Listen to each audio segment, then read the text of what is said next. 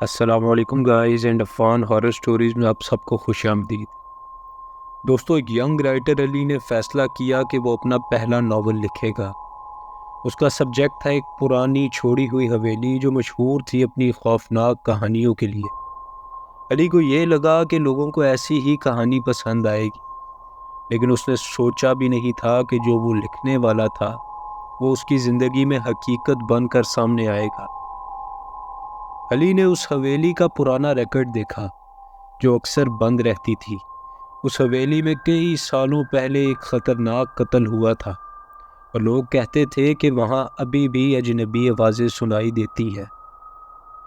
علی نے اپنے ناول کے لیے ریسرچ کرنا شروع کیا اور ایک رات اس نے طے کیا کہ وہ اس حویلی جائے گا تاکہ اصلی ماحول کو محسوس کر سکے۔ You can join us on Instagram. I will put link in the description. Thank you.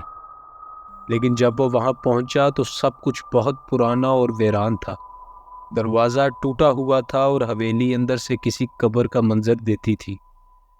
لیکن سب سے عجیب بات یہ تھی کہ جب علی وہاں گھسا تو اسے محسوس ہوا کہ کوئی اسے دیکھ رہا ہے۔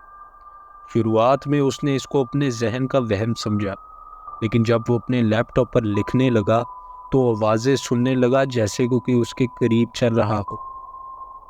علی جب بھی اپنی کہانی لکھنے بیٹھتا اسے عجیب و غریب چیزیں محسوس ہوتی رہتی۔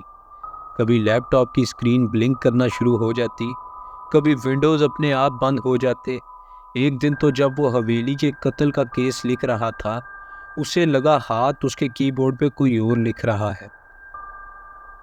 وہ چپ چاپ لکھتا رہا، لیکن ہر دن اسے زیادہ اور زیادہ عجیب چیزیں محسوس ہونے لگی۔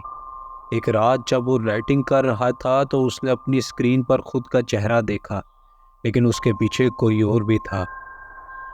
اب علی کا دماغ ہلتا جا رہا تھا۔ وہ اپنے دوستوں سے بات کرتا لیکن کوئی اس پر یقین نہیں کرتا تھا۔ ایک رات اس نے فیصلہ کیا کہ وہ اپنے ناول کا آخری سین لکھ کر ختم کرے گا۔ وہ سین تھا اس حویلی میں چھپے قاتل کا جو اصل قاتل کو شناخت کر رہا تھا۔ جیسے ہی اس نے اس سین کا آخری جملہ لکھا، ایک تیز چیخ اس کے کمرے میں گونج اٹھی۔ اس کا لیپ ٹاپ اپنے آپ بند ہو گیا۔ جب اس نے دیکھنا چاہا تو اسکرین پر وہی چیختی صورت تھی جو اسے پیچھے محسوس ہوئی تھی۔ اس وقت علی کو سمجھ میں آیا کہ جو وہ لکھ رہا تھا وہ حقیقت بن چکا تھا۔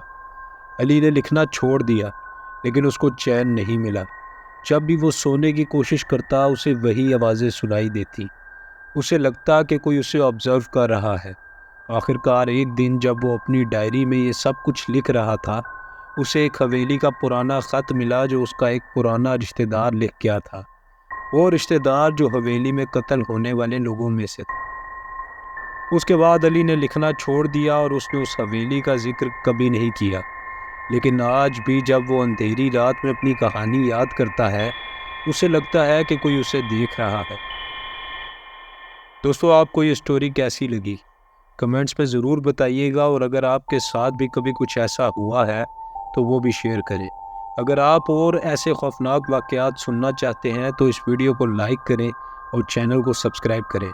ملتے ہیں آپ سے اگلی ویڈیو میں، تب تک کے لیے اللہ حافظ۔